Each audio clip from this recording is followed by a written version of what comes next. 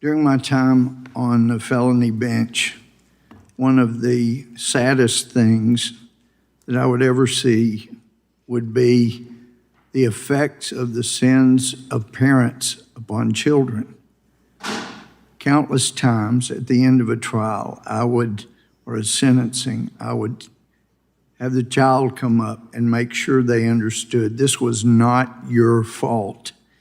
You should have no guilt feeling. This is not your fault. The most quoted book in the House and Senate during the entire history of Congress has been the Bible. And one of the things I love about it is the effort to avoid punishing children for the sins of their parents. And yet this is what this appears to do. We've already seen the results, as my friends have already indicated, of Democratic parties or policies like in New York City, Detroit, Chicago, San Francisco. They got an awful lot of bailout money. We've seen the damage that's been done, and we don't need to do more damage. We're about $29 trillion in debt. We don't have the money to be paying reparations. So if there is an award of reparations to people that were not slaves by people who had no slaves, then it will be grandchildren from now that will be punished and have to pay that price. But the truth is, at the rate that we're going, the degrading, the downgrading of our credit worthiness during the Obama administration by Standard & Poor's will start happening by others, because we will have shown ourselves to have been untrustworthy when it comes to spending. We could not control it. I've seen the documents where my great-grandfather signed when he came from Europe in 1870. I know there was horrendous wrongs done. Slavery is wrong. It's wrong for the 40 million or so that are being held in slavery right now. But if we look at the history, the Republican Party was against slavery. The Democratic Party platform of 1840, 44, 48, 52, 56 supported slavery. And in fact, the Fugitive Slave Law of 1850 that required law enforcement officers to arrest potential slaves just on the word of one person is outrageous.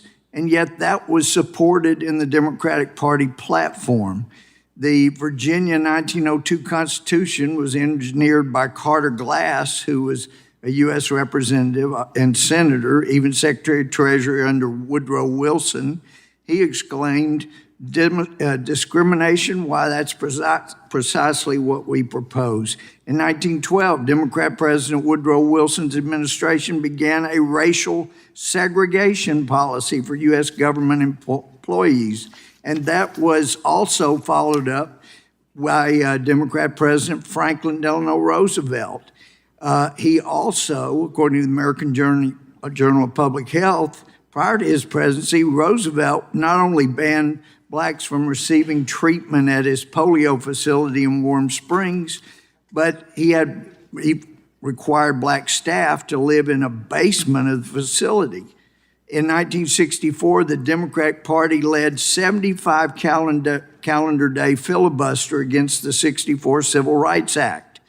And there were 96 House members, Democrats, that voted against it. And that goes on. And I know some say, yeah, but then the racists in the Democratic Party switched parties. One did, Strom Thurmond, but if you go back and check, there may have been 3 House members that changed parties, but the 96 House members that voted against it, the senators that voted against it and fought against it, including Robert Byrd, most of them did not change parties. They stayed in the Democratic Party. So if we're going to force this on anybody, it ought to be the one party that has done so much damage. And that's why I would submit this amendment. If we're going to punish children for the sins that even their parents didn't do, then this ought to be the way to do it. I hope that we won't compound some horrendous sins by punishing great-grandchildren of people that did wrong. And I yield back. I look forward to taking the next couple of weeks and educating American people about the success of the Black community. Because actually, to be honest with you, being raised by a community, a proud, entrepreneurial community that believed in meritocracy, and when they were told they could not succeed, they doubled down to prove that whoever doubted them were wrong. And to be honest with you, this concept that Black Americans have been used, abused, and discarded by white people is bothersome to me. I don't know if you guys heard what I said, but the 40s, 50s, and 60s, take this, please take this a note. And by the way, I lived during this period, so I'm not talking hypothetical. I remember these communities. I remember the pride when I didn't meet white people until I was 16 years old. I never thought of looking down on our race as hapless, hopeless, and not able to overcome. We led the country in the growth of the middle class in the 40s, 50s, and 60s. Led the country in men matriculating from college in the 40s, 50s, and 60s. Led the country in men committed to marriage, over 70%. By the way, that's now 70% of our men will not commit to their families. In business ownership, 40%, we're now down to 3.8%. You know how we began to succeed? We did it the good old American way. We believed in faith, family, the free market, and education, period. Now we believe in government. We have more people working for the government percentage-wise and than people realizing that they can go out and build their business, their dreams. And this is what bothers me when we stand back and watch these Black communities being burned down every single year. These are men and women that said, I'm gonna take my chance, I'm gonna take a risk, I'm gonna get out there and make things happen and serve my community. And some mistake, someplace, we sit back and allow their business be burned like nothing is wrong with that. And guess what, guys? These businesses across this country, nobody's rebuilding it. The billions of dollars given to Black Lives Matter, nobody's building these businesses back, giving these people their dreams back. I'm looking forward to, by the way, reparation. When you take people's money that they've earned, it's punishment, it's theft, it's judgment. It's saying that because of your skin color, you owe me. That is not the American way. We're not racist people. This American country is based on meritocracy. And I tell you, anybody who's been in sports or military, you guys get it. At the end of the day, it's the character, it's resolve, it's the loyalty that makes the difference. The color of skin has nothing to do with how we choose those people that we want to trust and move forward with. I'll just say this as I wrap this up. I do look forward to taking the next few weeks to educate the American people about my great race. One I'm so proud to have been raised in. A race that when I left my little community, the third Black to go to the University of Miami, I went there knowing I can get a degree in biology because my parents expected me to succeed. My community expected that of me to succeed. And whether it was my teachers, my coaches, the business owners in our community, they expected our young Black boys and girls to leave that community and make them proud, make their family's name proud, and overcome all obstacles that they were facing. It's the American way. And by the way, that's what all cultures were doing during that day. We need to get back to that. So we will find a way during this process of discussion reparation to finally educate the American people what's not being taught in our school system, that this is the greatest country in the history of mankind, and no place in our world can the Black community, Hispanic community, Asian community, and I don't care where they come from, can live the American dream like here in this country. So let's not divide us up by looking at our history and having people feel guilty for something they ever did. And I yield back. Thank you, Madam Chairman. You know, history offers us an inexhaustible supply of grievances and injustices that are powerful enough to stoke hatreds and resentments that can tear any society apart. That's what this bill is all about. It is evil in its effect, if not in its intent. This is not reparations for those responsible for slavery, paid to those who were enslaved. This bill contemplates something radically different. holding people of one age responsible for the ills of another based not on their conduct, but on their race. Lincoln often pointed out that our country was born into a world where slavery was an established institution.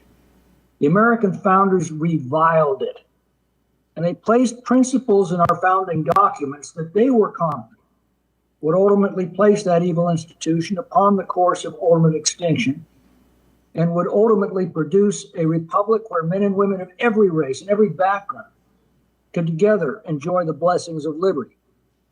Equal justice under law means a colorblind society where race simply becomes irrelevant.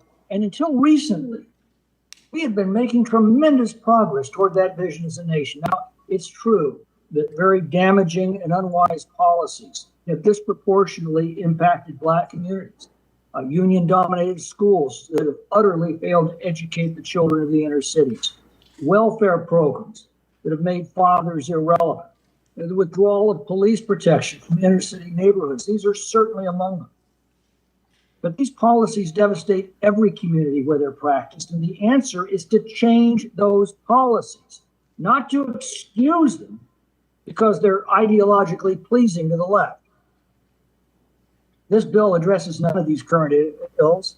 It instead attempts to set neighbor against neighbor and American against American solely on the basis of their race. You say this is healing.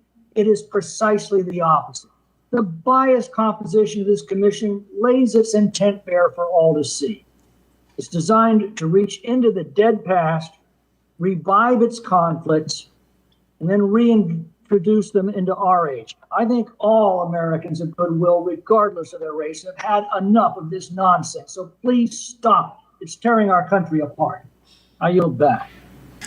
Let me set the record straight. I've been hearing this about the GI Bill for quite a while. Let me kind of make sure everybody, and by the way, all you have to do is look it up. Guys, you can look this up. My dad came back from World War II. Growing up in Texas, he could not get a postgraduate degree. He graduated from Purdue, but because of Jim Crow laws, I ran across a box of letters after he passed away, rejection letters from across this country that would not accept him. And I knew it was because of his color, because he was a very, very smart guy at that time. But you know, they used that as motivation when people said they couldn't. So what he did is use this GI Bill to go to Ohio State, where he got his PhD in agronomy. His brother used his GI Bill to get his PhD in economics. My mother's 6 brothers got their GI Bill, college taken care of, and they all became part of the middle class. I lived in Liberia, Africa, at 5 years old, during the days of segregation, because my dad was doing research in Liberia, Africa. I had an uncle that was an engineer, an older uncle, engineer, decided he was gonna start a second business. So he bought a plane in 1960-61 and took mail from Wichita Falls, Texas to Chicago. Now, I don't know how many people you guys know, how many white people you know that had bought planes, and it wasn't that he was rich, he just had a dream. And my first flight, around 10 or 12 years old, was because he flew to Tallahassee and took me up in that little single engine plane. So I think we need to learn our history, my friends. No, we took advantage of the GI Bill, and we became the fastest growing middle class because we came back, built our homes, built our communities, had our kids going to college, graduating with big dreams. Well, I'll tell you one thing for sure. I'm going to wrap up with this. What a difference in messaging when I was growing up and now. For my parents to tell their kids they could not succeed because of white people would never have happened. I mean, seriously, they would be so disappointed in the messaging we're giving our kids. Because no, they were not getting the fairest treatment. But boy, they were so proud of who they were. They were going to make sure that they commanded respect by doing everything you had to do to overcome anyone, any races. By the way, one last thought. I got my degree in biology at the University of Miami. You know what drove me? My senior year in high school, this white guy said I couldn't do it. You know what that did to me?